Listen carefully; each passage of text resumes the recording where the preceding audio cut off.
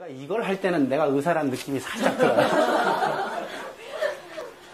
암이 걸립니다. 피폭되면. 각종 고형암들. 그리고 백혈병 걸리고. 선천성 기형, 사산, 유산, 지능저하. 이건 지금 좀 선천성 병이에요. 불임도 마찬가지고 생식계통에 문제가 생깁니다. 그래서 자손이 끊겨요. 자손이 끊겨요. 기형은 요즘 잘 안 나와요. 왜냐하면 초음파로 미리 알죠. 기형 숫자만큼 인공유산이 증가하죠. 일본 지금 인공유산이 얼마나 증가했는지가 전 궁금해 죽겠어요. 1년 지났는데 많이 증가했을 거예요. 그 통계를 정말 보고 싶어요. 이번에 일본에 갑니다. 물어볼 거예요. 그 의사들한테 강의하기로 했거든요. 오사카에 가서 교토구나. 교토 가서 하는데 꼭 물어볼 거예요. 당신들 1년 사이에 유산이 얼마 늘었냐? 자연유산 얼마 늘었냐? 인공유산 얼마 늘었냐? 1년 사이에 출산율 얼마 줄었냐?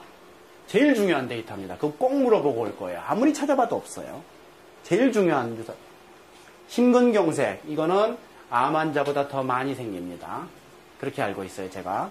암도 걸리지만 이건 10년 후에 발생해요. 10년 후부터 50년 동안 증가해요. 심근경색은 지금 현재 진행 중일 거예요. 그 다음에 신장염, 폐렴, 중추신경계 질환, 백내장 불임 옵니다.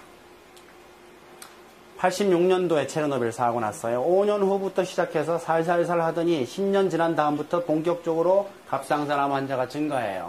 여자, 남자. 여자만 올라가요. 남자는 안 올라가고. 원래 그래요. 우리나라도 마찬가지입니다. 원전 주변에 살면 여성에서는 갑상선암이 팍 증가해요. 남자는 별 차이 없어요. 방사능은 여자를 집중 공격합니다. 그리고 어린이를 공격합니다. 어린이 중에도 여자 어린이 집중 공격합니다. 나는 더 아까워 죽겠어. 나는 아들도 있고 딸도 있지만 여자 어린이를 더 집중 공격해요. 그리고 태아를 공격합니다. 엄마, 어린이, 태아 이 생명현상의 중심축이에요. 남자는 사실 생물학적으로는 곁다리죠. 아시죠? 네. 중요한 존재예요. 물론 그렇지만 생물학적으로는 좀 쓸데없는 곁다리입니다. 남자들은 다 용서해주고 여자만 공격해. 어린이 공격해. 이거 지금 암이 이렇게 해서 이렇게 갈 것 같아요? 아니면 이렇게 갈 것 같아요? 아니면 이렇게 갈 것 같아요? 3번입니다. 제가 그걸 어떻게 알겠어요? 히로시마 때 피폭된 사람들이 있죠? 그 사람들 그래프 그대로 이동시키는 거하고 똑같아요. 50년 동안 증가해요. 이렇게 가요. 50년간 증가해요. 무서운 일입니다, 이거. 그리고 이 그래프가 이론적으로 좀 복잡한 그래프인데요. 사실 이 그래프 한 개만 알면 됩니다. 방사능과 암 발생에 관해서. 이거 보시면 방사능이 일으키는 질병이 많지만 다른 병에 대해서는 별로 연구가 많이 안 됐어요. 그렇지만 암에 대해서는 연구가 많이 됐습니다. 그래서 방사능 피폭하고 암 발생 사이에 그 관계를 보여주는 그래프예요. 그래서 이 그래프 하나만 알면 됩니다. 이게 뭐냐면 히로시마, 나가사키, 스리마일 이런 데서 전부 다 피폭된 사람들 수가요. 1000만 명이 넘어요. 전 세계적으로. 이 1000만 명이 넘는 피폭자들을 대상으로 해서 수십 년간 역학조사를 했어요. 그래서 나온 페이퍼들, 학술 보고서들, 논문들 수천 편이죠. 그거를 다 통계내서 한 개의 그래프로 집약시켜놨어요. 그게 바로 이 그래프입니다. 그래서 요거만 알면 돼요. 이거는 미국의 과학 아카데미라는 데서 이 그래프를 만들었고요. 이 그래프를 WHO가 그대로 인정해요. 그리고 IAEA가 그대로 인정해요. 국제 원자력 기구가. 그리고 IAEA 산하기구로 있는 국제 방사선 방어학회 ICRP라는 데가 있어요. 핵산업계의 아주 중심축입니다. 핵마피아들의 아주 센터죠. 걔들도 이 그래프를 그대로 인정해요. 핵산업계도 그대로 인정하고 논란이 없어요. 의학적으로. 결론이 났어요. 날 수밖에 없죠. 수십 년이고 1000만 명이 넘는 사람들 대상으로 한 역학조사인데 바뀌겠어요? 안 바뀌어요. 이건 그냥 자연현상인 겁니다. 마치 논란이 있는 것처럼 얘기하는 자들이 있어요. 전부 거짓말이에요. 나쁜 놈들이에요. 논란 없어요. 결론 났어요. 그 결론 말씀드립니다. X축은 피폭량, Y축은 암 발생. 피폭량과 암 발생은 직선의 관계가 형성됩니다. 이게 결론이에요. 직선이에요. 비례해요. 그래서 피폭량이 많으면 암 발생이 많이 증가해. 피폭량이 적으면 적게 증가해. 피폭량이 적당하면 적당히 증가해. 피폭량이 극미량이면 극미량 증가해. 이게 결론이에요. 근데 이 그래프가 이렇게 직선이 높은 것도 있고 낮은 것도 있고 왜 그러냐? 이 기울기는 암에 따라 달라요. 같은 피폭량이더라도 암이 많이 발생하는 암이 있고요. 적게 발생하는 암이 있어요. 갑상선암, 유방암은 많이 발생해요. 그래서 이걸로 볼 수 있고 다른 암들은 이거보다 적게 발생합니다. 그래서 기울기가 암에 따라서 다를 뿐이지 모두 원점을 지나고 피폭량에 비례해서 발생합니다. 예외가 딱 하나 있는데 이렇게 굽어있는 이 그래프 있죠? 이게 백혈병 그래프입니다. 백혈병은 직선이 아니고 약간 굽은 직선이 나오는데 이것도 역시 원점을 지나요. 그래서 피폭량이 많을수록 환자 수가 많이 늘어납니다. 이해되시죠? 그래서 백혈병을 포함해도 마찬가지입니다. 결론을 한번 따라해 주세요. 피폭량과 암 발생은 비례한다. 그게 의학적 결론이에요. 안 바뀝니다, 이건. 후쿠시마 데이터가 더해질 거예요. 그렇지만 이 그래프가 좀 더 정확해질 뿐일 겁니다. 안 바뀔 거예요. 이렇게 돼 있는데 정부는 이런 얘기를 많이 해요. 기존치 이하라서 안전하다. 많이 들어보셨죠? 이 말이 무슨 말인가 한번 보십시다. 이거 정말 사악한 말이에요. 기준치가 여기 있다 칩시다. 기준치 0이 아니죠, 항상. 무슨 숫자가 있죠? 기준치 여기라고 칩시다. 어때요, 여기? 안전해요? 암 발생 이만큼 증가하는데. 아니죠? 기준치 낮춥시다. 여기 안전해요? 어때요? 기준치 더 낮출까? 여기 안전해요? 어디가 안전해요? 원점. 여기만 안전해요. 암 발생이 증가하지 않는 이 자리, 바로 방사능이 없을 때만 안전해요. 그렇잖아요. 그래서 기준치, 이거는 마치 안전기준치인 것처럼 문장이 구성되어 있는데 그거 자체가 거짓말이에요. 기준치는 안전하고 전혀 상관없어요. 안전기준치는 얼마예요? 0이에요. 무슨 단위든지 간에 0이에요. 0만 안전해요. 불검출만 안전해요. 그게 바로 이 의학적 결론입니다. 그래서 기준치 이하라서 안전하다 이 말은 사실은 이 그래프를 얘기해주고 있어요. X축에서 출발하는 이 그래프 보이시죠? 점으로 되어 있는 거. 이걸 보세요. 여기서부터 시작해서 이만큼은 방사능의 피폭이 되더라도 암 발생이 증가하지 않습니다. 쭉 안전해요. 그러다가 기준치를 딱 넘으면 이때부터 암 발생이 증가하기 시작해요. 이해되세요? 그래서 이 말은 이 그래프를 설명해 주는데 자연현상적으로 인체에서 이 그래프는 안 나와요. 없어요. 그러면 이 그래프는 어디서 나온 거냐? 세포 또는 유전자 이런 거 가지고 동물 이런 거 가지고 실험을 해서 만들어낸 그래프. 사람 데이터가 없어요. 그래서 이 그래프는 사이비 그래프입니다. 이론 이름도 있어요. 호메시스라고 합니다. 한번 해봅시다. 호메시스. 호메시스 이론. 이거 아주 고약한 이론입니다. 이게 뭐에 근거하냐면요. 원래 개념이 이렇답니다. 독성 물질이 있으면 충분한 양을 먹으면 독이 되지만 아주 적은 양을 먹으면 독의 반대 효과가 나온다는 거지. 이거 구석기 시대 때 있던, 원시 시대에 있던 그 미신이에요. 그 전통이 지금 남아있는 거야, 서양에. 예를 들어봅시다. 농약이 몸에 안 좋잖아요. 근데 농약을 아주 조금 먹으면 몸에 좋다는 거지. 방사능 몸에 안 좋거든요. 방사능 아주 조금만 먹으면 몸에 좋다는 거예요. 그런 얘기입니다. 제가 보여드릴게요. 이게 뭐냐면 한양대 핵공학과에 이재기 교수란 분이 계세요. 이분이 노원구에 방사능 아스팔트 나온 다음에 자기네들 학회랍시고 나와가지고 이거를 대국민 설명해야 한다고 이 그래프를 내놨었어요.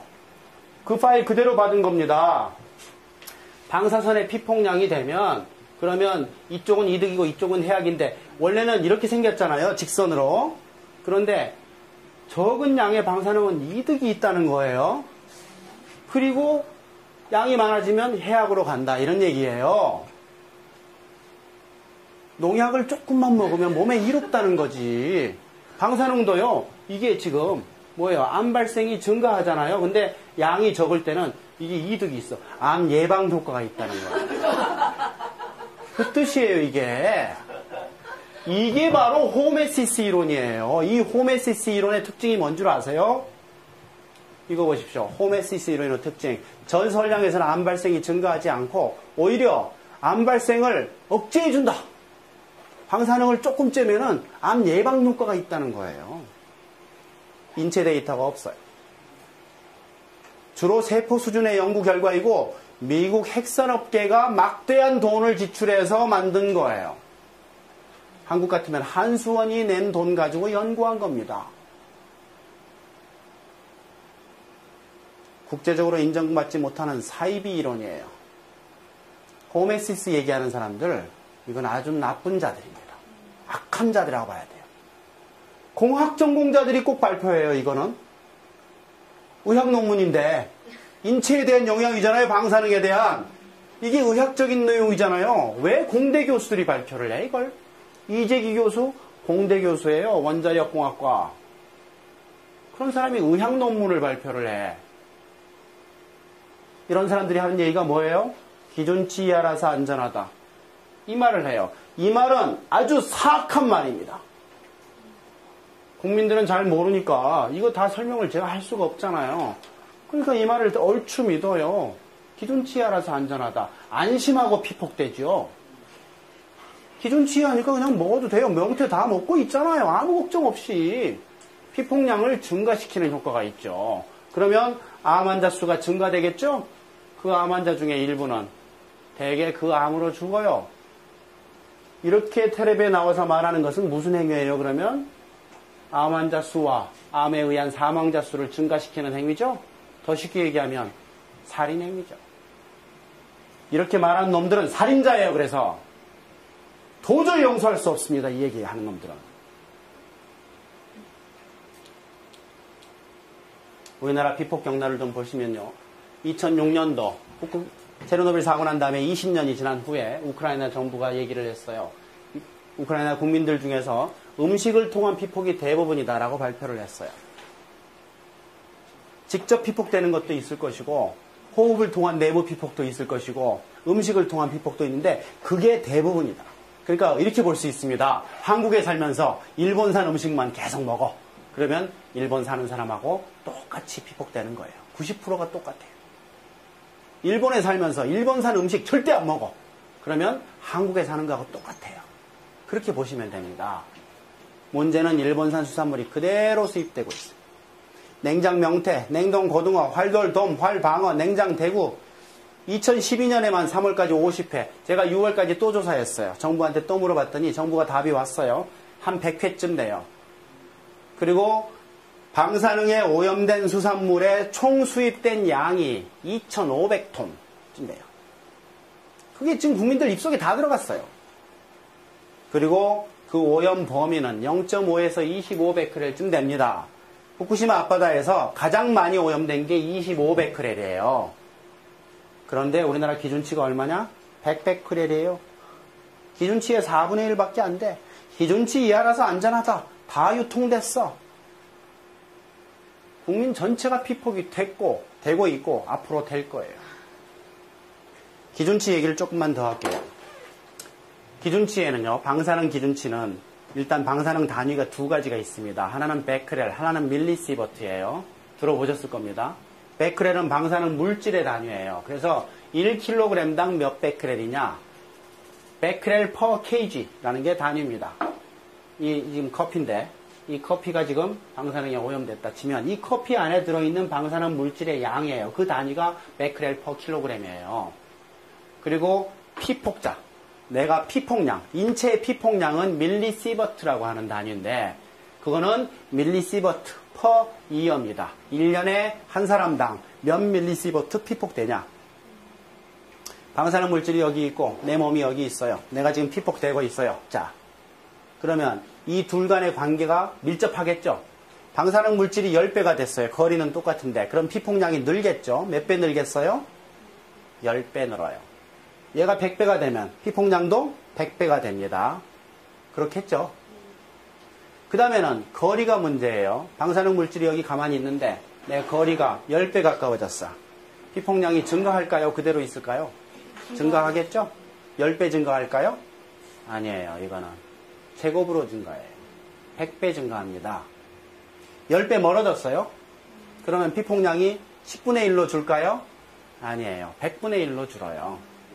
거리의 제곱에 반비례합니다. 그런 관계인데 내가 이거를 먹어버렸어.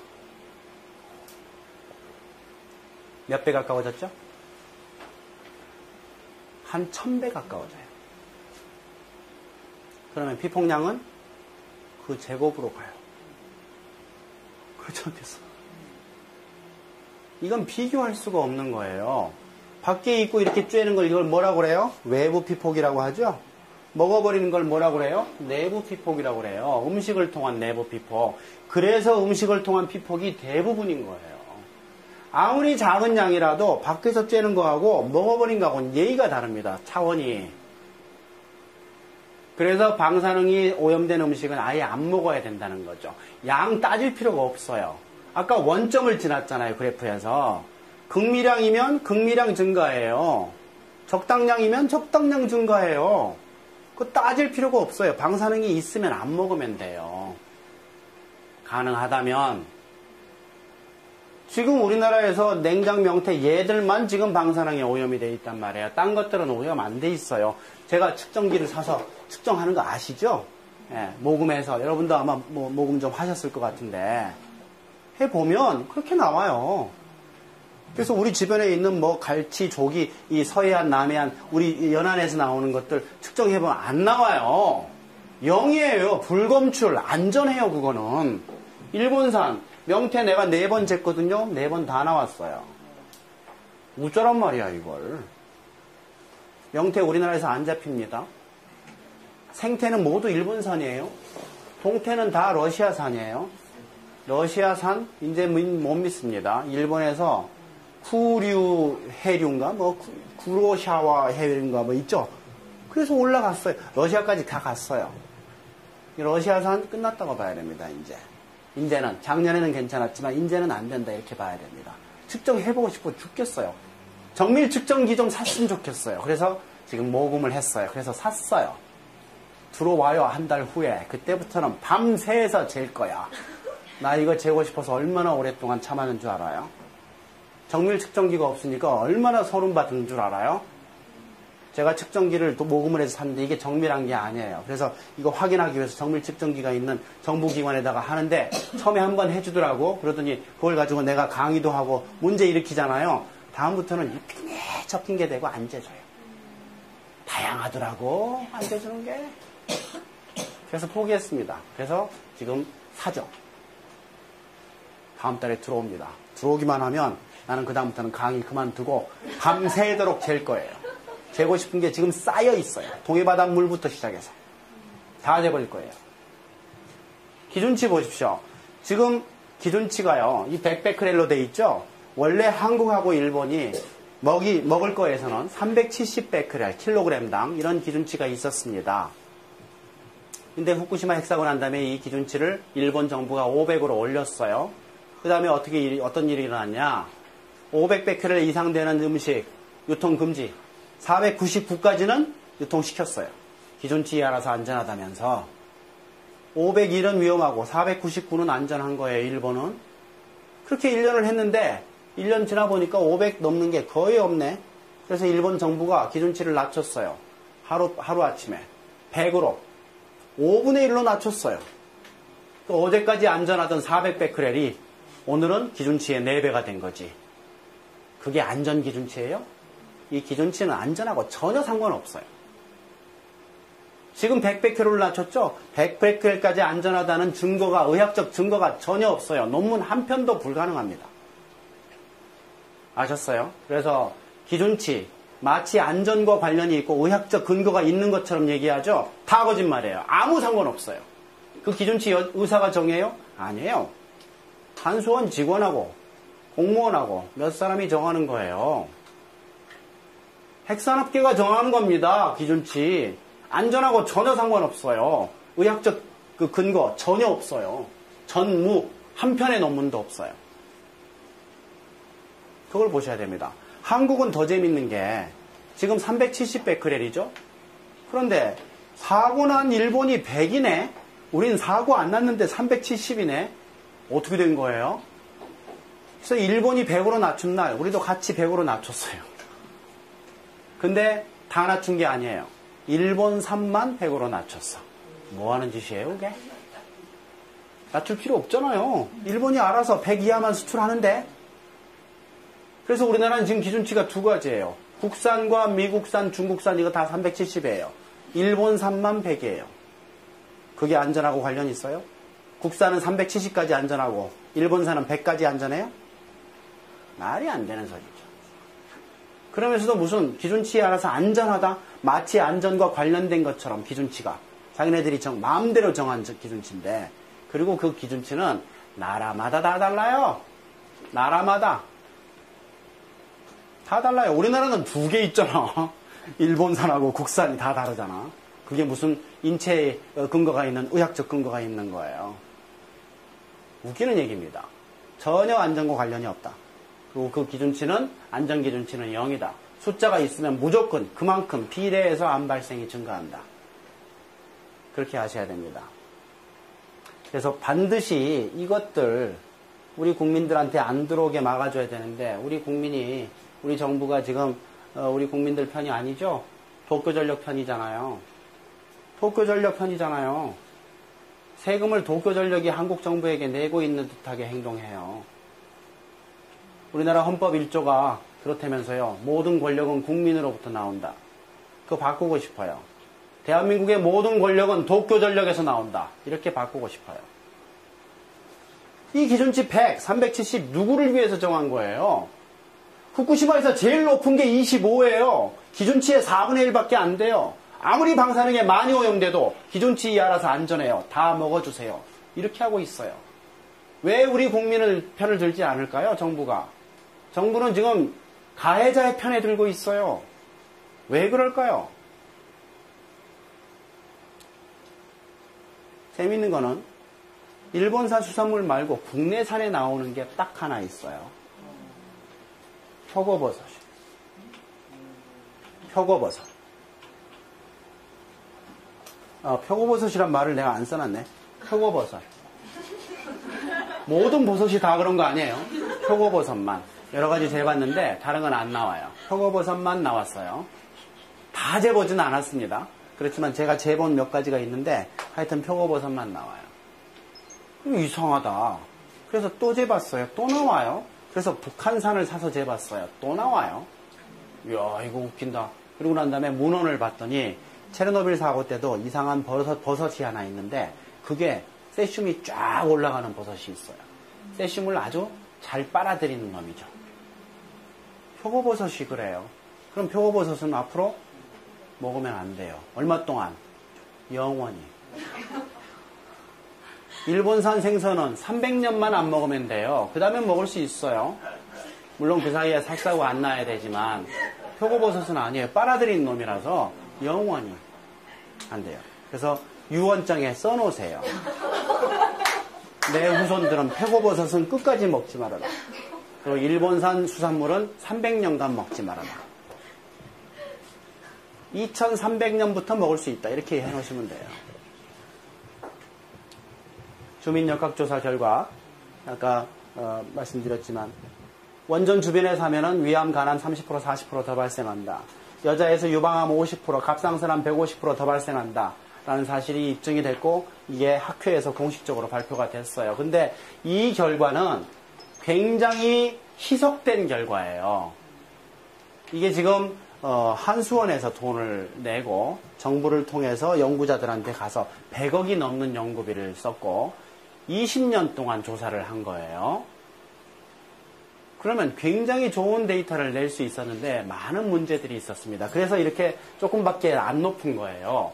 무슨 문제가 있었냐면 일단 방사능은 어릴수록 더 민감합니다. 그래서 어린이들을 대상으로 잡았어야 되는데 대상자 중에 어린이를 빼놨어요. 그럼 일단 희석이 되겠죠. 두 번째는 이 사람들을 처음부터 딱 대상자를 결정해놓고 쭉 가야 되거든요. 그게 아니에요. 가다가 다른 대상자를 또 집어넣고 가다가 또 집어넣고 한 거예요. 그러니까 희석이 또 됐겠죠. 그 다음에 세 번째는 또 중간에 집어넣는 이 사람들이 다 암에 안 걸렸던 사람만 집어넣은 거예요. 그 사이에 암에 걸린 사람들은 그 대상자에서 제외된 거죠. 그래서 굉장히 이 효과가 희석이 될 수밖에 없는 그런 방법으로 지금 실험이 된 건데, 그럼에도 불구하고 이런 결과가 나온 겁니다. 그래서 제대로 조사를 하면 몇 배 높을 거예요. 거의 모든 암에서. 제가 그 동네에 있는 분들하고 친할 수밖에 없잖아요. 그래서 이제 같이 뭘 해보면 거기 대책위원회 위원장 하는 사람은 모두 암에 걸려. 모두. 그렇게 흔하지는 않거든요. 암이 많긴 하지만 확률이 그렇게 높진 않아요. 어느 동네 가면 아줌마들이 70%가 다 갑상선암이야. 안 걸린 사람이 있으니까 더 적어. 그게 지금 다 역학조사에서 나오면 훨씬 크게 나올 거예요. 근데 이 데이터 정부가 갖고 있는데 암 등록 자료 그거만 주면 되는데 안 주네. 그거만 주면 우리 역학 전공하는 교수들 바글바글 하거든요. 딱 던져주면 그냥 한 달내로 쫙 분석해서 나오는데 안 줘요. 탈핵 대통령이 되면 줄 겁니다. 그러면 이 조사 제대로 할 수 있어요. 제대로 할 수 있어요. 일본의 사망 소식. 심장마비가 많아졌어요. 지난 몇 개월 동안 장례식 수가 당년 동기간에 비해 2배예요. 장례식이 2배야? 뭐예요?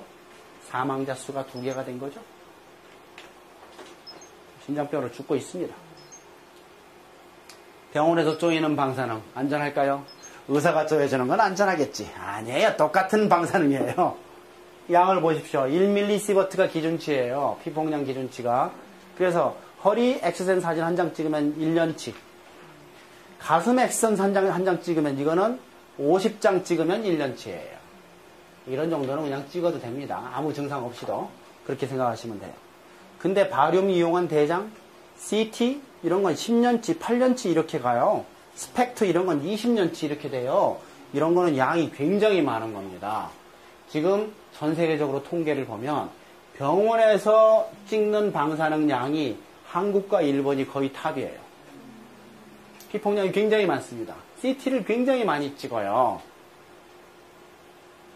MRI는 방사능 아니에요. 초음파 방사능 아닙니다. 그러니까 혹시 병원에 가서 CT 찍읍시다 하고 의사가 얘기하면 한번 물어보세요. 혹시 이거 MRI로 바꿀 수 없어요? 혹은 CT 찍읍시다 하면 그거 피폭량이 얼마예요? 물어보시라고. 꼭 필요할 때는 찍어야 됩니다. 그렇지만 우리나라 안 찍어도 될 때 많이 찍어요. 지금 큰 문제입니다. 특히 아무 증상 없는데 건강검진한다고 찍는 거 이거 아주 바보 같은 짓이에요. 요즘은 이 위험성을 모르고 효도한다면서 아무 증상 없는 부모님을 모시고 와서 홀바디 스캔을 해. 머리부터 발끝까지 CT로 다 찍어. 뭘 보겠다는 거야. 엄청난 양이에요. 그거. 절대 하면 안 돼요. 아주 불효하는 겁니다. 돈 많이 들여서. 절대 하면 안 돼요. 수술하기 전에 아니면 꼭 이유가 있을 때 그때는 찍어야 돼요. 그렇지만 아무 이유 없이 찍는 거 이거 정말 조심해야 된다. 결론 갑니다. 국민의 피폭을 막아야 된다. 학교 급식에 일본산 수산물 들어오면 안 됩니다. 지금 대부분 안 하고 있다고 합디다. 근데 거기에 표고버섯을 더해야 돼요. 두 번째, 헥사곤은 나라가 망하는 길이다. 땅이 좁을수록 빨리 망한다. 우리나라는 뭐 해야 된다? 탈핵. 그리고 그 탈핵은 가능합니다. 이걸 몰라요. 국민들이 가능하다는 걸. 이걸 강의를 해주셔야 돼요. 여러분들이. 마이크 들고 다니면서. 제 강의 막 퍼 날라주시고 이 파일 퍼 날라주시고 이거 인쇄한 거 이거 복사해서 퍼 날라주시고 아예 그냥 스팸으로 쏴버리세요. 전 국민 대상으로. 해야 돼요. 가능해요. 이 나라들이 가자는 거예요. 탈핵운동은 아까 말씀드렸지만 독특한 길로 가자는 얘기가 아닙니다. 전 세계 유행 따르자 이 말이에요. 우리만 지금 거꾸로 가고 있으니까 다른 나라 갈 때 같이 가잔 말이죠. 중국 보세요. 재생 가능 엄청나게 지금 하고 있습니다. 풍력은 전 세계 2등이에요. 미국 1등, 중국 2등. 태양광도 마찬가지고 따라가잔 말이죠. 우리는 줄고 있어요. 태양광도 줄고 풍력도 줄고 재생 가능 전체가 줄고 있어요. 탈핵운동 별거 아닙니다. 유행 따라 살자 이 말이에요. 탈핵을 위해서는 대통령이 해야 됩니다. 탈핵 선언하고 이 사람이 동약하고 그 사람이 당선되고 그 공약을 지켜야 돼요. 근데 이거를 우리가 보장받을 수가 없어요. 이겼습니다. 이 착한 당 세계 탈핵이에요. 여기가 어느 당인지 모르겠지만 하여튼 착한 당 세계 중에 하나인데 여기서 대통령 나오면 게임 끝나요. 이건 진정성이 있는 나라예요. 이거 당이에요. 근데 그게 지금 좀 어려워요. 지금만 좀 어려워요. 나중엔 될 겁니다. 지금 이 두 당이 지금 굉장히 유력한데 둘 다 탈핵이 아니에요. 새누리당은 잔핵 확실하게 해버렸죠? 비례대표 1번 핵공학자 집어넣어놨잖아요. 그거는 선언한 거예요. 그리고 박근혜 씨도 몇 번 원자력 필요하다 이런 얘기 했고 그럼 잔핵이 선언했고 민주당이 지금 먼저인데 원점 재검토 이게 무슨 말이에요 이게. 담배 피는 사람이 있어요. 너 지금 끊을 거냐? 원점 재검토. 계속 필 거냐? 원점 재검토 무슨 말이에요 이게. 자기들 마음대로 결정할 테니 불만 얘기하지 마시오 이 말이에요. 내가 일로 가건 절로 가건 원점 재검토라고 했으니까 거짓말한 거 아니잖냐. 그 얘기예요 지금. 이거를 탈핵으로 바꾸기 위해서는 어떻게 해야 돼요? 압력을 세게 넣어야 돼요. 그래서 저는 이걸 얘기하고 싶어요. 이번 대통령 선거 때 여러분은 참 보나마나 진보신장 찍으시겠지. 예, 그렇지만 저는 다른 데 가서 그 얘기하고 싶어요. 대통령 선거 때 어떻게 해야 되냐? 볼 것 없다. 남자건 여자건 당이건 뭐건 볼 것 없다. 잘생겼냐 못생겼냐 볼 것 없다. 탈핵 당론 혹은 탈핵 공약하는 사람 무조건 찍어라. 탈핵 공약하는 사람이 있으면 무조건 찍어라. 당 볼 것도 없다. 근데 탈핵 공약하는 후보가 아무도 없으면 어떻게 해야 되냐? 선거할 필요 없다 이거예요. 선거에 가지 말란 얘기죠. 찍을 놈이 없는데 누굴 찍어도 탈핵이 안 되는데 뭐하러 선거하러 가 귀찮게. 그 얘기를 저는 하고 다녀요. 탈핵 공약하는 사람이 있으면 찍고 없으면 선거할 필요 없다. 아시겠습니까? 그렇게 선전을 했으면 좋겠어요. 전 그렇게 하고 다녀요. 탈핵 공약하는 사람 없으면 선거하지 마라. 젊은 사람들 투표장 갈 필요 없다. 그 얘기를 하고 싶어요. 민주당 후보가 탈핵을 공약을 할까? 저는 그게 의심스러워요. 공약하게 만들어야 됩니다. 말로는 이렇게 해요. 근데 공식적으로 나온 거기에 탈핵이란 단어가 없어요. 진정성이 없는 겁니다. 그리고 지금 민주당 내에서 경선하고 있는데 거기에 유력한 분 한 분이 어쨌거나 고리 1호기 폐쇄합시다 하는 인증샷 한 장만 찍자고 그렇게 했는데도 결국 끝까지 안 찍었다대? 뭘 의미해요? 그거 찍으면 안 될 이유가 있는 거죠?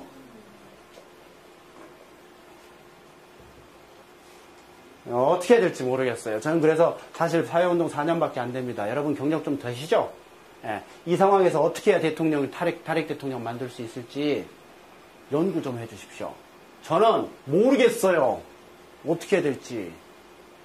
진짜 모르겠어요. 꼭 좀 부탁드립니다. 네, 이걸로 강의 마치겠습니다. 네, 고맙습니다.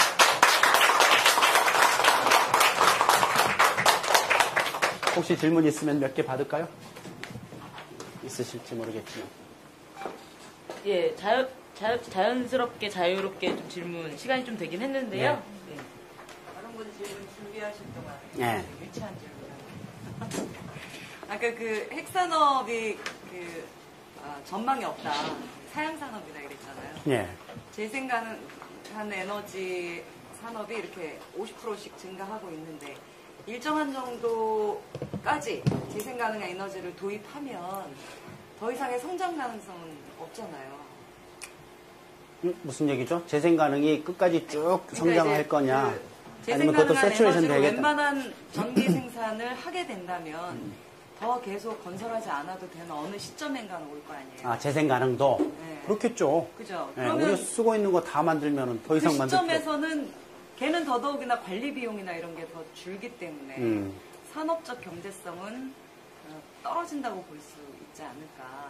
그러면 이제 그것까지는 제가 잘 모르겠는데요. 일단 고용 효과에 대해서는 확실하게 답이 나와 있어요. 독일의 경험이 있거든요. 핵발전의 경우는 이건 완전히 대형 설치 산업이잖아요. 같은 전기 만드는데 고용이 거의 안 됩니다. 똑같은 전기 만드는데 재생 가능으로 만들죠. 고용 효과 곱하기 10이에요. 10배의 사람이 필요해요. 그래서 고용 효과는 마찬가지입니다. 그래서 시설을 더 투자하지 않더라도 재생 가능은 계속해서 관리해야 되거든요. 고장나고 새똥 닦아야 되고 말씀드렸죠. 그 인력이 필요한 겁니다. 고용 효과가 계속 있어요. 원자력보다 10배다라는 거 확실히 중요합니다. 여러분 참 진보신당은 참 노동이하고 이 고용에 관심이 많으시죠. 그러면 한 가지 더 얘기할게요. 고용 효과가 일단 재생 가능이 핵발전보다 10배다라는 것은 이미 입증이 돼 있어요. 경험도 있고. 그리고 두 번째는 야간 노동 얘기예요. 핵발전, 제가 오늘 건강편 얘기하느라고 그걸 빼뜨렸는데 핵발전이 80년대부터 시작이 됩니다.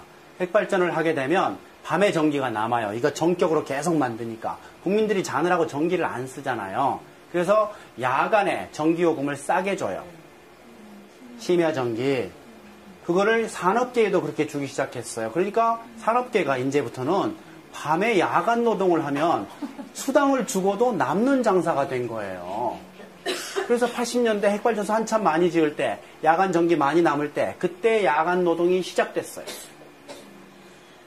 만약에 탈핵이 돼서 핵발전소가 다 없어졌어요. 그 다음부터는 태양광으로 만들어요.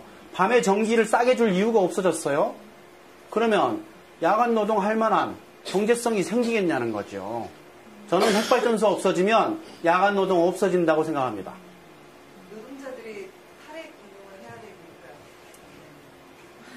되니까요. 네. 전 노조에서 강의하면 그 얘기 합니다. 자신 있어요. 딱 80년대 야간 노동 시작됐는데, 그때 전기가 야간 전기가 특히 많이 남기 시작했거든요. 탈핵됐다고 칩시다. 밤에 전기를 싸게 줄 이유가 없어지죠. 안 남는데? 태양광이 많아지는데, 태양광은 정말 낮에만 만들잖아요.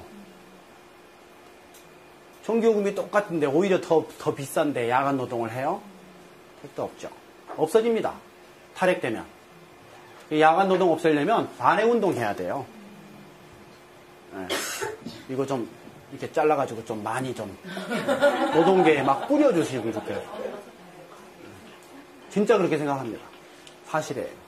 그래서 고용 효과도 훨씬 좋고, 그 다음에 야간 노동 문제도 핵발전소 때문에 생기는 문제다라는 말씀입니다. 다른, 예. 뉴스 같은 데서 보면은, 그러니까 자연적으로 발생하는 방사능이 있다고 들었어요. 그래서 기준치 얘기가 되게 그럴듯하게 들리거든요. 자연적으로 발생하는 방사능이 있다고. 그자들이 써먹는 수법이죠. 네, 그런 점이 좀. 자연 방사능이 조금 헷갈리긴 하는데요. 네. 명확하게 설명을 드릴게요. 자연 방사능은 우리 원래 지구에 있는 겁니다. 지하에도 있고 우주선이라고 해서 밖에서 들어오기도 하고. 근데 이 자연 방사능은 나라마다 지역마다 좀 다르긴 한데 2mSv 내지 3mSv쯤 돼요. 연간.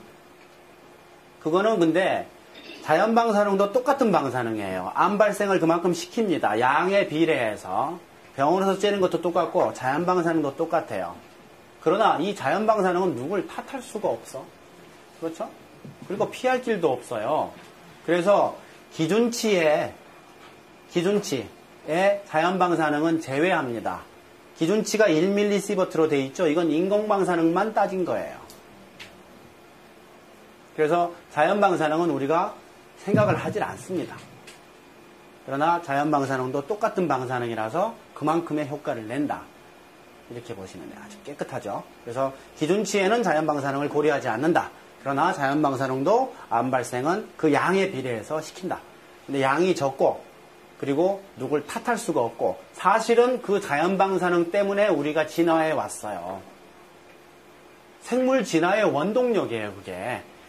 아주 긴 시간 동안 조금씩 방사능을 쏴서 유전자 변화를 시킨 거거든요. 그래서 새로운 종이 나오기도 하고 도태돼 버리기도 하고. 그래서 오랜 시간에 걸쳐서 천천히 진화가 진행이 온 거거든요. 그래서 창조설을 믿는 사람은 창조의 도구였다고 볼 수 있는 거고, 진화설을 믿는 사람은 진화의 도구였다고 보면 되는 거예요. 인간 진화의 생물학적 진화의 원동력이었어요. 그걸 우리가 어떻게 탓을 해요? 그거는 그대로 두고 우리가 지금 문제 삼는 건 인공방사능이죠. 체르노빌 후에 자연방사능 때문에 사람이 많이 죽었어요? 후쿠시마 후에 일본이 못 살게 된 게 그게 자연방사능 때문이에요? 아니죠. 자연방사능은 예외로 하고 생각할 필요가 없다는 거죠. 위험한 건 인공방사능이니까. 훨씬 양이 많고 피폭량도 엄청나게 크잖아요. 지금 핵사고 난 다음에. 그래서 물타기입니다. 자연방사능 얘기하는 건. 그거 그냥 딱 끄고 들으면 돼요. 대놓고 딱 물어보면 이렇게 답을 해주면 되고.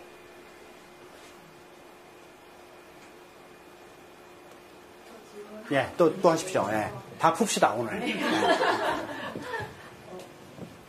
태양열광 그 판 같은 경우에도 다 사용하고 나서 폐기하는데 그게 환경을 심각하게 오염시킨다고 들었고, 풍력발전소 같은 경우에도 되게 그 하나 짓는데 환경 파괴가 심하다고 들었는데 그 부분에 대해서 조금 설명해 주세요. 그거는 뭐 판단하기 나름이겠죠. 전혀 피해가 없냐. 이게 저울질 해보면 되는데요. 나오는 전기양에 비해서 얼마나 위험을 또는 얼마나 그 환경 오염을 시키냐 해보면 되는데 핵발전소하고 비교가 될까요? 예, 핵발전소는 고장 없이도 평소에 계속 방사능을 밖으로 내거든요. 주변 사람들을 죽이고 있고 암을 발생시키고. 태양광 판넬이 그렇게 하고 있나요? 고장도 없이 옆세 사람들을 암 발생을 시키고 그러나요? 아니죠. 그리고 그게 재활용이 될 거냐 말 거냐 이런 문제들은 어차피 기술적으로 해결해야 될 문제이긴 하지만, 그래서 환경 파괴가 어느 쪽이 적냐 말할 것도 없는 겁니다. 태양광 풍력 이게 이산화탄소 안 만든다라는 거 뭐 적게 만든다는 거 뻔한 거고, 방사능도 안 만들고 위험하지도 않고 비교할 수가 없는 거죠. 그래서 그것도 역시 저쪽에서 할 말 없으니까 조금씩 이렇게 그런 식으로 디펜스를 하느라고 만든 논리인 것 같은데, 그건 뭐 별로 그럴듯하지가 않습니다. 그리고 생태랑 활성장을 같이 얘기하지 않으면 사례를 얘기하는 게 유리하지 않을까? 당연합니다. 당연합니다. 지금 탈핵을 결정하고 그대로 지금 그 프로그램대로 가고 있는 나라들의 특성은 핵발전소 조금씩 줄인다라는 거, 그 다음에 재생 가능 조금씩 늘린다라는 거, 그 다음에 세 번째는 에너지 소비 전체가 줄고 있어요. 전기도 줄고 에너지 전체를 매년 날이 갈수록 적게 써요. 생산량은 그대로이면서 에너지를 점점 적게 써요. 건축 제대로 하고 단열 제대로 하고 뭐 이런 방식으로 또 에너지 효율화 높이고 이런 방식을 통해서 전체 에너지 중에서 낭비되는 에너지를 줄입니다. 국가 전체의 에너지가 매년 갈수록 줍니다. 에너지 소비가. 모든 나라가 다 그래요. 탈핵으로 가려면 반드시 필요한 과정입니다. 그래서 탈성장, 그것까지는 저는 잘 모르겠지만 적어도 에너지는 적게 써요. 점점 날이 갈수록. 그건 반드시 필요한 과정인 것 같아요. 탈핵 과정에서. 어쨌든 유럽이라든가 그 유럽의 대표적인 탈원전을 선언하고 줄여가고 있는 나라들, 그런 나라와 다른 길을 걷고 있는, 거꾸로 걷고 있는 한국에 그들도 이제 핵산업이 있는 거고 주요하게 이제 성장 동력이 있을 것이고 그런 걸거 아니에요. 경제의 중심 역할을 할 텐데 한국의 이런 이 견고한 핵산업 차이가 어떤 거라고 보세요? 똑같을 것 같아요. 저는 똑같다고 생각해요. 독일에 이번에 갔다 오면서 거기에 그 킨스하고 비슷한 조직에 가서 강의도 듣고 이렇게 한번 해보고, 그 다음에 시민단체들 하는 데 가서 이렇게 해보고 하는데, 탈핵 결정했잖아요. 똑같아요. 시민단체들은 돈이 없어요. 그래서 조그마한 데서 거기서 막 측정하고 막 이렇게 하고 있어요. 그리고 킨스하고 같은 조직이 있거든요. 원자력 안전기술원하고 똑같은 건데, 뮌헨에 있는 그 사무실에 갔는데, 거기는 뭐 떡하니 건물 해놓고 에어컨 빵빵하게 틀어놓고 공급도 많이 받을 것처럼 생긴 사람들이 딱 이렇게 넥타이 메고 앉아가지고 거짓말해요. 지금도 안전하다고. 그리고 핵산업계의 부활을 계속 꿈꾸고 있죠. 똑같습니다. 근데 국민들이 어쨌거나 탈핵 세력이 정권을 잡고 그걸 지금 진행해가고 있는 중이고, 얘들은 끝까지 저항할 겁니다. 끝까지 저항할 겁니다. 그러니까 국민들의 힘이 얼만큼 세냐 이 차이일 뿐이지, 그 지금 하고 있는 건 똑같아요. 탈핵 결정해도 이게 서로 뒤집어지는 게 아닙니다. 나는 정말 밉더라고요. 똑같은 거짓말이에요. 방사능 안전하다, 그런 얘기하고, 그 원자력 꼭 필요하다는 식으로 이렇게 네, 그런 얘기를 계속 하고 있더라고, 그 사람들. 나 같으면 그냥 쳐버리고 싶던데.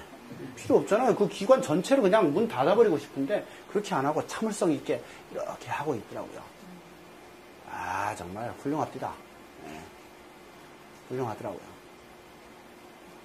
네. 핵발전소나 이렇게 대형 발전을 해갖고 저기 멀리 경남 쪽에서부터 수도권을 이렇게 옮기면서 하는 발전 방식이고, 그렇기 때문에 국가에서 이걸 다 제어해야지 된다 이렇게 되는 것 같은데요. 대안 모델이라든가 이런 것들이 지역 차원, 지역 발전이라든가 이런 방식으로 되는 게 저는 좀 그려지고 그러는데, 이제 유럽이나 이렇게 재생에너지 하는 부분들이 그렇게 그려지는 모델들이 있는지, 그런 부분이랑 당연하죠. 우리나라 같은 경우 한전에서 그걸 다 하고 뭐 전력을 사고 팔고 뭐 이런 부분들이 있다는 얘기를 들었는데, 그러니까 사실 우리가 바로 정권을 잡으면야 바로 상관이 없겠지만, 그러니까 그 자체 내에서의 이 전기를 만들면서 이런 것이 가능하다라는 모습들을 보여주면서 국민들에게 희망을 주는 모습들도 좀 필요할 것 같긴 하거든요. 그러한 것에 모델들이 뭐 한국이든 외국이든 이렇게 있으면 좀 소개시켜주면은 우리가 좀 생각해보는데 더 도움이 되지 않을까 이런 생각이 듭니다. 네. 그거를 에너지 자립마을이라고 하더라고요. 독일은 제가 숫자는 정확히 몰라요. 한 1000개 가깝게 있대요. 한전에서 오는 전기 다 끊어버리고 그 동네에서 생산해서 그 동네에서 쓰는 거예요. 그리고 그 동네에서 옆 동네로 팔고, 그렇게 하는 자립마을들이 1000개쯤 있대요. 깜짝 놀랐어요. 근데 그 중에 몇 개를 가봤거든요. 진짜 그렇게 하고 있어요. 바이오매스 열심히 해가지고 바이오 디젤도 만들고 난방도 그렇게 하고, 전기 난방 절대 안 합니다. 에너지 효율 아주 나쁜 거거든요. 그리고 전기, 풍력, 태양광 이런 거 가지고 전기 생산하고, 그런 마을들이 있어요. 굉장히 많더라고요. 우리나라 있어요. 우리나라도 제가 알기로 7, 8개 정도 있어요. 그만큼 잘 돼 있진 않지만 지금 시도하고 있고 상당히 지금 성공하고 있고. 근데 이제 발전 차액 지원 제도, FIT라고 하는 거, 그게 부활이 돼야 그런 마을들이 좀 더 힘을 받을 텐데, 작년에 그 제도 없애버렸죠? 그래서 지금 다들 조금씩 어려워지고 있긴 한데, 지금 서울시장이 또 그걸 해주시니까 또 그것 때문에 또 좀 도움을 받고 있기도 하고 그렇죠. 우리나라도 에너지 자립마을 시범적으로 하고 있는 데가 꽤 됩니다. 한 번씩 가보시면 좋을 것 같아요. 대표적인 곳 한 곳만 말씀드리면, 전라도 부안에 등용마을이라는 데가 있어요. 거기 핵폐기장 반대운동 하시던 분이 그 반대운동에 성공한 다음에 거기에 딱 눌러 앉아서 어느 한 마을에 이렇게 이제 재생 가능을 하고 이렇게 하는데, 독일의 그 성공한 사례에 비해서 굉장히 좀 뒤처져 있긴 하지만 아주 힘들게 그 성공 사례를 지금 만들어 가고 있습니다. 그 외에도 지금 에너지 자립마을 상당히 여러 개 있는 걸로 알고 있어요. 제가 일단 지금 일단은 쌈박질이 급하니까 그쪽이 지금 제 건데, 그쪽 제가 공부를 많이 못했어요. 근데 좀 듣는 소식에 의하면 몇 개 있습니다. 성공적으로 지금 해 나가고 있고, 진보신당도 하나쯤 만들면 좋겠어요. 에너지 자립마을 사례로 재밌을 것 같아요. 뚝딱뚝딱 해서 태양광 판넬 만들고, 뚝딱뚝딱 해서 풍력도 만들고, 뭐 여러 가지 시도를 해보고, 그 다음에 절전하는 거, 그 다음에 에너지 단열, 건축물, 뭐 패시브 하우스 이런 거 좀 시도해보고, 그런 것도 좋을 것 같은데. 더 급한 일이 많으시겠죠? 네, 좋을 것 같습니다. 선생님이랑 뜻을 같이 하시는 동료들이 많으신가요? 반핵운동하는 사람? 의사회라고도 돼 있고. 반핵의사회 회원은 104명, 110명쯤 되는데, 그 중에 회의에 나오고 실제로 어떤 활동하는 사람 한 10여 명 정도고, 그 활동 전체의 한 70%를 내가 하고. 그렇진 않아요. 그렇진 않다. 지금 역학 전공하는 교수 열심히 하고 있는 그 팀도 있고, 다른 건 몰라도 의학적인 내용은 우리가 책임져야 된다 이렇게 생각하고 되게 학술 활동을 좀 많이 하고 있죠. 저는 이제 반핵의사회로서 하고 있는 건 아니고, 반핵운동가로서 내가 할 수 있는 거 그냥 다 해요. 재생 가능 뭐 이쪽 에너지 자립 이쪽 제가 모르고, 그 다음에 또 대한 에너지 뭐 전환 프로그램 이런 거 제가 공부 안 했어요. 그쪽은 제가 다른 사람 하는 분들한테 밀고, 나머지 활동들은 다 커버하고 싶죠. 내가 할 수 있는 건 다 하고 싶어요. 주된 거는 지금 강의지만 뭐 역학조사하고 관련된 거, 뭐 이런 거 할 수 있는 거 다 하고 있는 거죠. 저도 꽤 그 재미있는 활동가인 것 같아요. 이렇게 어떤 사람은 학술 연구만 하고, 어떤 사람은 강의만 하고, 어떤 사람은 데모만 하고 이러는데 나는 다 하고 있거든요. 데모도 하고, 강의도 하고, 학술 연구도 하고. 그러니까 지금 찢어지죠, 가랭이가. 죽겠습니다. 아마 좀 지나면은 뭐 좀 정리가 되겠죠. 지금은 들어오는 일들을 다 하고 있거든요. 거절을 거의 안 합니다. 물리적으로 시간만 가능하면. 근데 조건을 좀 바꿔야겠어요. 생물학적 조건까지도 좀 넣어야 될 것 같아. 어제는 저 고속도로 중간에 휴게소에서 차 뒤로 이렇게 하고 차 안에서 4시간 잤어요. 시간이 그렇게 되더라고요. 안 되겠어요. 이렇게 올해는 못 갑니다. 지속 가능할 한 정도로 정리가 돼야지. 질문을 한 가지 드리고 싶은데요. 예. 그 얼마 전에 그 여름 방학을 맞아서 일본에 갔다 온 한 친구가 얘기를 하더라고요. 그러니까 지하도나 모든 건물이 그렇게 시원할 수가 없더라. 에어컨이 빵빵하더라. 그러면서 이것들 몰래 핵발전 하고 있는 거 아니야? 딱 이러더라고요. 그래서 이런 바보 같은 놈아. 그게 핵발전이 없이도 충분히 에너지 활용이 가능하다는 걸 보여주는 증거다. 라는 이제 이야기를 했는데요.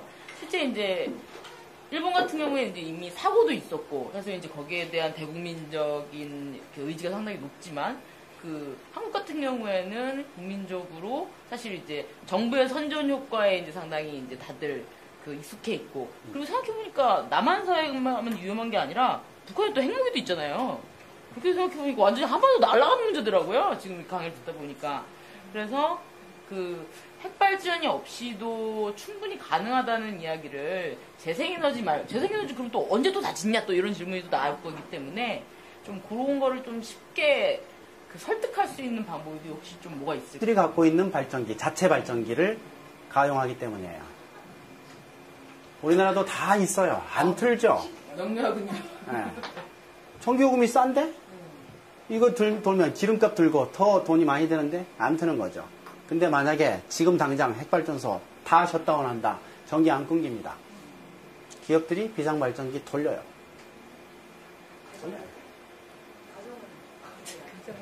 보세요. 핵발전소 30%밖에 안 되잖아요. 화력이 70%잖아요. 그리고 전기가 모자라기 시작하면 전기요금 올라가겠죠. 그러면 기업들이 계산해보고 비상발전기 돌리는 게 더 경제적이다라는 순간까지 오게 될 거 아니에요. 그러면 돌리게 되는 겁니다. 저는 그 한전이 지금 전기요금에 대해서 지금 사실 굉장히 의견들이 많이 있는데 진짜 고쳐야 돼요. 근본적으로 고쳐야 됩니다. 지금 기업들은 싸게 받죠. 국민들은 집에서 쓰는 건 굉장히 비싸게 받잖아요. 전 국민이 기업들한테 전기요금 보조금을 지급하고 있는 상황이라고요. 정의롭지 않습니다. 그리고 우리는 짜실하게 이렇게 해서 사실 OECD 국가 중에서 집에서 쓰는 전기의 양 우리가 적은 편이에요. 집에서 더 아낄 여유가 별로 없습니다. 다른 나라보다 적게 쓰고 있어요. 왜 적게 써요? 전기요금이 비싸니까. 기업들은 펑펑 쓰거든요. 왜? 싸게 주니까. 그래서 기업에 대한 전기요금을 올려야 돼요. 얼만큼 올려야 되냐? 효과가 있을 때까지 올려야 돼요. 계속 조금씩 올리는 거야. 언제까지? 기업들이 전기를 적게 쓰기 시작하는 그 시점까지 올려야 돼요. 그게 2배가 될지 4배가 될지 알 수가 없지만 올려봐요. 기업들이 판단해서 이거 할 수 없네. 전기 아껴야 되겠네. 할 때까지 올려야 돼요. 지금은 그냥 펑펑 쓰고 있는 걸 싸니까? 그리고 심지어는 중국에서 전기요금 비싸니까 한국으로 오겠다는 거 아니에요. 거기까지 우리 국민들이 지금 보조금 주고 있는 거 아닙니까? 이건 아주 부정의한 거예요. 잘못됐어요. 그래서 전기요금을 올리되 효과가 나올 때까지 올려야 된다. 기업들이 전기를 실제로 적게 쓰기 시작할 때까지 올려야 된다. 5% 올리면 될까? 몰라요. 10% 올려보고 안 주면 또 올리고 계속 올리는 거야. 실제로 줄 때까지. 그럼 됩니다. 한 2배 되면 될 것 같아요. 그럼 줄일 거예요. 지금 LED로 다 바꾸는 거 얼마나 쉬워요. 그것도 안 하고 있는 걸. LED 전기값보다 이 전기값이 더 싼 걸? 다 계산해보죠. 그래서 그걸 바꾸는 게 더 경제적이다라고 결론이 날 때까지 올려줘야 된다는 거죠. 그러면 기업들이 좀씩 줄이기 시작하죠. 팍팍 줄 겁니다. 팍팍 줄어요. 원자력 발전소 한 5개 정도 한 방에 없앨 수 있어요. 기업이 줄이기 시작하면. 한 개가 1%거든요. 5개, 5%만 줄이면 돼요. 그럼 기업이 지금 쓰고 있는 전기가 60%잖아요. 그러니까 기업들이 자기들이 쓰는 걸 10%만 줄이면 핵발전소 5개 한 방에, 6개 한 방에 줄일 수 있어요. 그 노릇을 안 하고 우리가 짜실하게 지금 거기서 뭘 뽑고 이건 굉장히 잘못된 거예요. 요금을 올려야 돼요. 이거 올려야 돼요. 쉬워요. 언제까지 올리냐? 줄일 때까지. 아주 쉬워요. 네. 그 정도 할까요? 네. 시간이 많이 늦었는데요. 우리 고생하신 유준 교수님께 박수 치면서 마치도록 하겠습니다.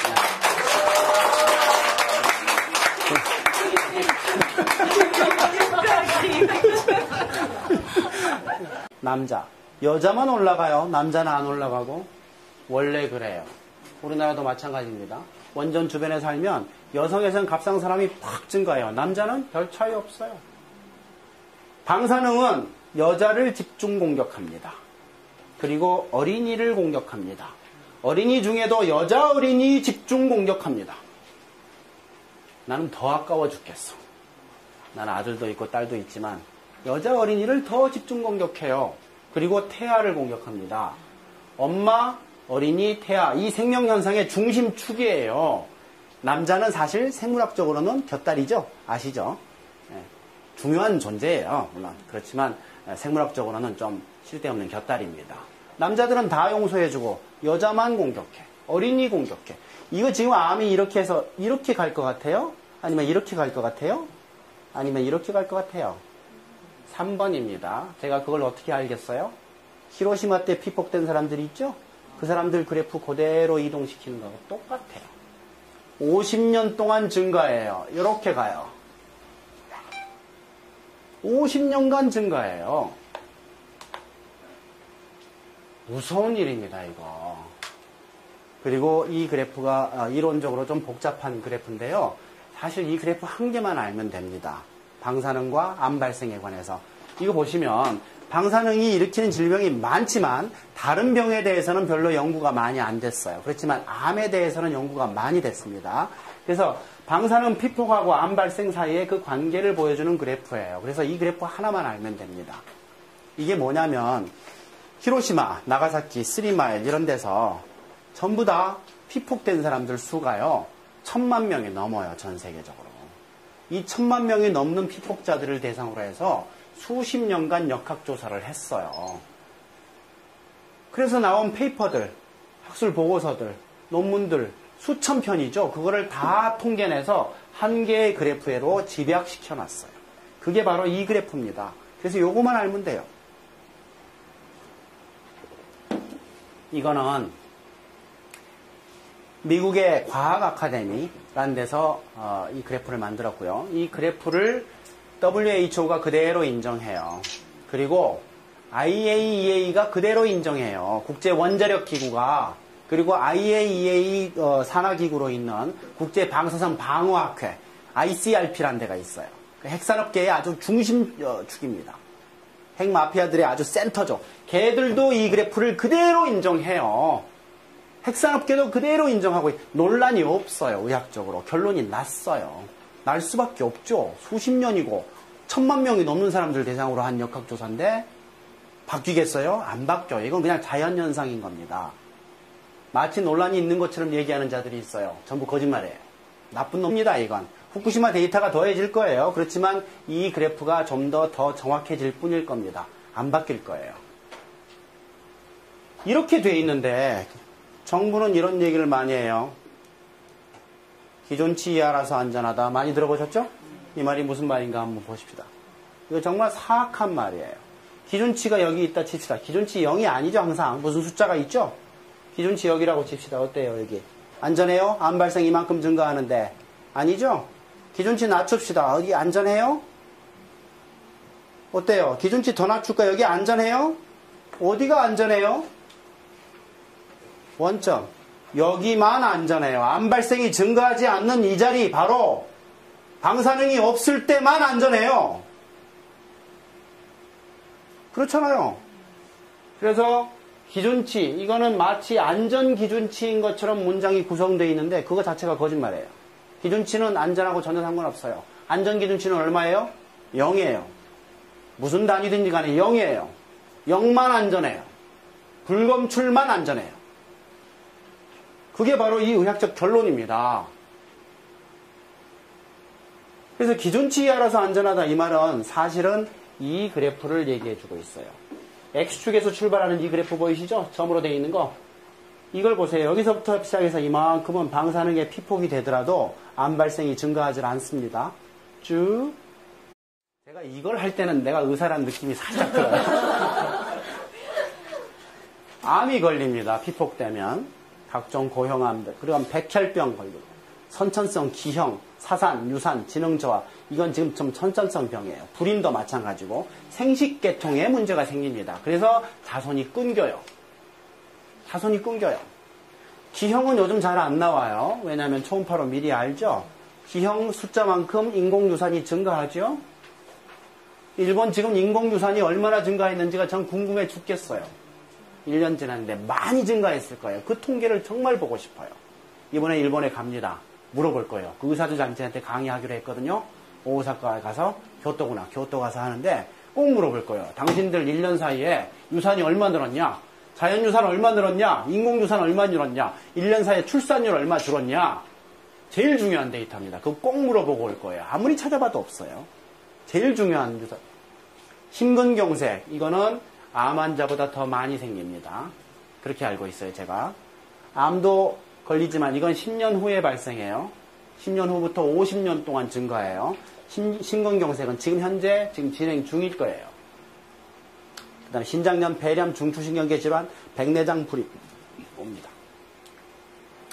86년도에 체르노빌 사고 났어요. 5년 후부터 시작해서 살살살 하더니 10년 지난 다음부터 본격적으로 갑상선암 환자가 증가해요. 여자들이에요.